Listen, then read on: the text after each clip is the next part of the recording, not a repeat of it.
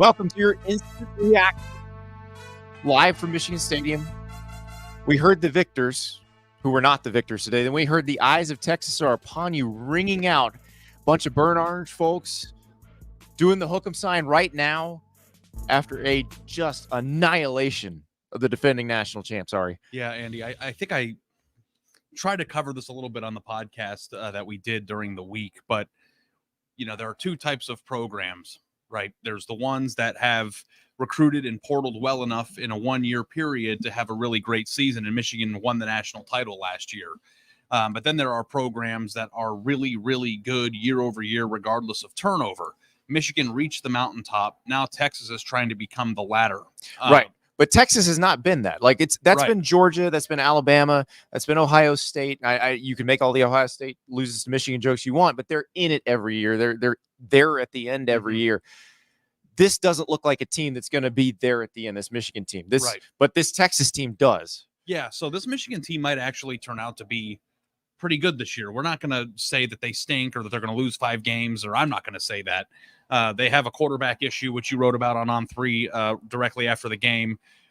But the story today is Texas and whether or not they took that leap forward as a program, where it's no longer they're back or making all these jokes. It's about the tenets of this program, what they've built from a personnel standpoint. I thought Steve Sarkisian called an amazing game.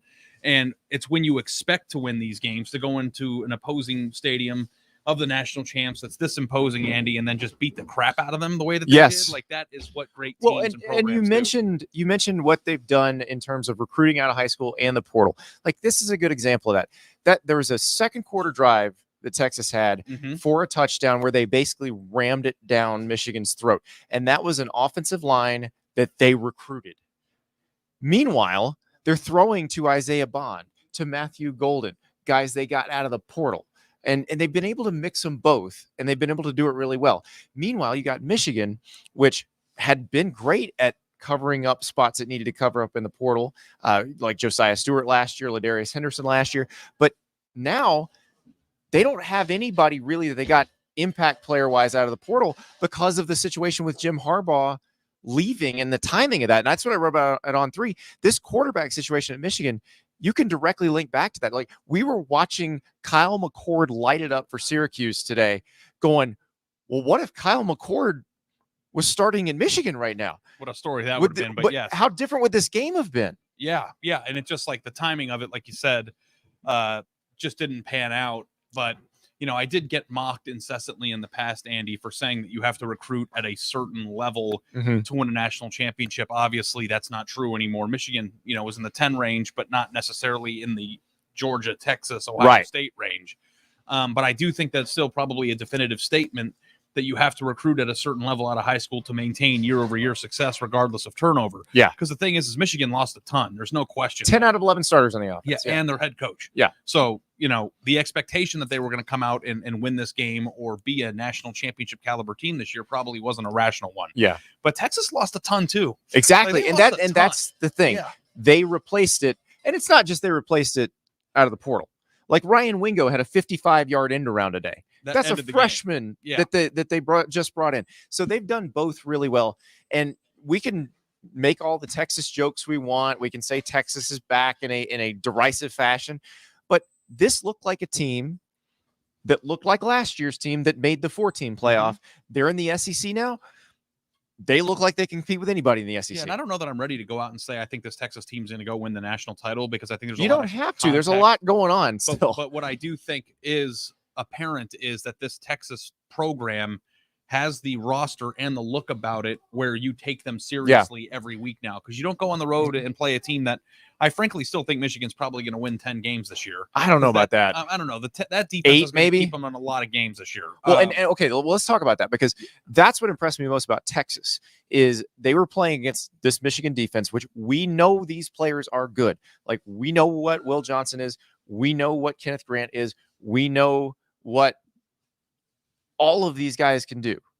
Josiah Stewart, Mason Graham. We know they're very good. And Texas was having its way with them. Now, part of it was that Michigan's defense had to stay on the field because Michigan's offense could not sustain drives. But that was happening at the beginning too. Like Texas was having success at the beginning. So you look at that and you go, well, guess what? That they might not see more first rounders against Georgia than they saw against Michigan in terms of a defense. So what happens when they play Georgia? Like, they should feel pretty good about this coming out of this game. Yeah.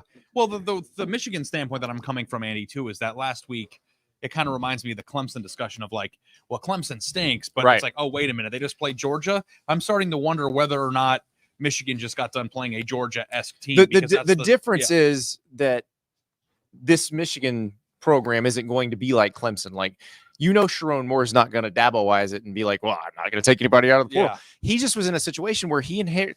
So he took over the team on January 26th. By that point, everybody from the winter portal who was good, who could be a difference maker, was gone. And you're not going to get a difference-making quarterback in the spring portal. And you're not going to get a whole lot of difference-making anything in the spring portal. So Sharon Moore basically had to work with the roster that he had at that point. And it just wasn't good enough to play against a team that probably is a real playoff team. But the point I was going to make there, and what you just said was absolutely true, but I just meant like on the field this year, we don't want to jump to conclusions about what Clemson may or may not be because of what's because they could still be right. I don't want to jump to any major conclusion as it pertains to Michigan right now, because they might have just played one of the 2 or 3 best teams in college football. Yeah. So like that is on the table from a talent perspective. I will say that, Michigan is at a interesting crossroads in their program, and that's not because of this game today, but when you lose the culture person, the face of your program, that's not something that's supposed to go on without a hitch. If Jim Harbaugh was as valuable as he clearly was, you can't pretend like losing him does not matter. But let me ask you this, Ari. If he's not flirting with the NFL the previous 2 off seasons, if he's not dealing with the NCAA stuff and sort of holding his spot at Michigan while trying to get an NFL job, which is what delayed this whole thing. Yeah. Would they not have perhaps better out of high school quarterback recruits to work with right now because they didn't think Jaden Donegal or Jaden Davis were ready? Yeah. Or would they have gone and gotten somebody out of the portal who could be the starter right now? Yeah, I think it's abundantly clear that the topsy-turvy nature in which he left the program over the course of multiple years probably hindered them from getting a few guys that could have made a difference. I don't know if it would have made a difference with CJ Carr. He seemed pretty determined to go to Notre Dame. Yeah. I don't know if Dante Moore wants to play in his home state. He committed to Oregon, flipped to UCLA, and then transferred to Oregon. So it may not, maybe he doesn't want to come back to Michigan. But it feels like if there'd been some more stability, if people had known, hey, either Jim Harbaugh is going to be here or he's not going to be here, and Sharon Moore is going to be the coach, that they might have had a better chance to have a decent quarterback situation this year. There's 100% what you wrote in your column about the guys that were available or would have been available had his coaching search been on a normal timeline. Yeah. They probably would have Kyle could have McCord, got one. Taylon Green. It's not even just Kyle McCord. It's like all of them. Riley Leonard. Like anybody who could be functional. I don't know if I'm ready to completely give up on Davis Warren. I'm not. Okay. At the end of the game, he had an escape 30-yard touchdown pass to Samaj Morgan. Looked great. This was the guy's second start, and it might be against one of the best defenses they play all year. One of my ailments as a human being is overreacting to literally everything that's in front of my face. So I want to be measured.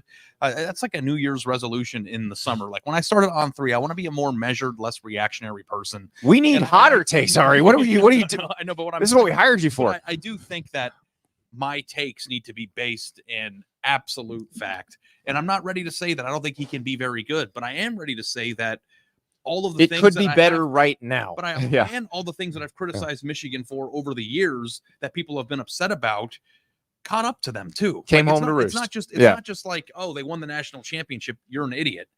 Maybe I am. I don't know. But what I do know is that they do not have the sustainability on the roster when they lose as much talent as they did. And when you have a team that just lost like Xavier Worthy and A.D. Mitchell to the NFL and their receiving core looks just as good. Just as good. People, like Ryan Wingo just coming in here with a 55-yard gain. You got Jonte Cook, who didn't even, I think he caught one pass in this game. He's going to be a stud. Like they have guys on their team to replace them because they are good in high school football recruiting. And that's always going to be important. Texas is trending upward. Michigan, Sharon Moore has to figure out a way to make this program his. Yep. You're not going to be Jim Harbaugh. And he can't be Jim Harbaugh. He can't fix the roster till next season. So this is a big year. So figure it out with what you got, because that's part of the job too. Let's talk about Texas though. You know who very much impressed me today? Who's that? Quinn Ewers. Oh yeah. Because I have had my doubts about Quinn Ewers over the years. And I've seen, look, we saw him go beat Alabama last year in Tuscaloosa. We've seen him play great games, but then we also saw him against Washington last year, where, against Michael Penix, where Michael Penix looked like the better quarterback. But Quinn Ewers, against a very good defense, very good defensive line, very good pass rush, showed escapability, improvisational skills, patience. All of a sudden, yes, like all of those things.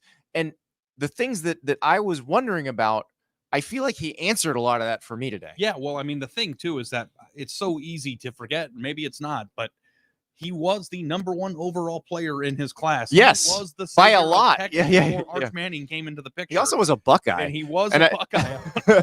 So he probably enjoyed this a lot. Yeah, but if you take the logical next step, and you got to also remember, too, that Quinn's been injured a lot in his career. Yeah. Like, getting to this point this season, if he takes that jump, that's the reason why I included him last week before this game in my Heisman top 3. Because if they do what I think they're going to do in the SEC this year, because that team is definitely primed for this conference. Like, they're not going to go in there. Everyone's like, oh, when you get to the SEC, it's a new story. No, their talent level's right where it needs to be. Exactly where they need to be. I'm not saying they're going to go blow through it, but they need a certain level of talent. They have it. If Quinn Ewers is the almost peak version of himself in his junior year, that's a pretty high ceiling. The ceiling is very high. Very high. I saw people tweeting about 2006. And again, I don't want to go that 2005. far. 2005, 2006 Rose Bowl. Yeah. Well, he's not going to run it like that. I feel safe in predicting that. Hey, but he looked awesome. He looked awesome. He can run like Vince Young if he really wanted to. Well, this was a very impressive performance from Texas. They put their stamp on it. They said, hey, look, we are here to compete in 2024. Whether Michigan is here to compete 2024 remains to be seen. They've got USC coming up. They've got to play Oregon, and obviously they have to play Ohio State. If they want to keep that winning streak alive against the Buckeyes, they got to get a lot better between now and then. And I'm super excited, Andy, to really, really dive deeper into this, because when we do the show tonight, this is going to be a major piece of it. I think that we just scratched the surface. Michigan's going to be a huge storyline. Texas is going to be a big, huge storyline. Let's dive into it deeper later tonight, and listen to the show tonight when we go live. 11:30 p.m. Eastern, when all the games are, well, not all the games will be done. There will be Big Ten After Dark going on, but we'll know whether Coach Prime or Dylan Raiola came out victorious. We'll know whether Nico or Grayson McCall came out victorious.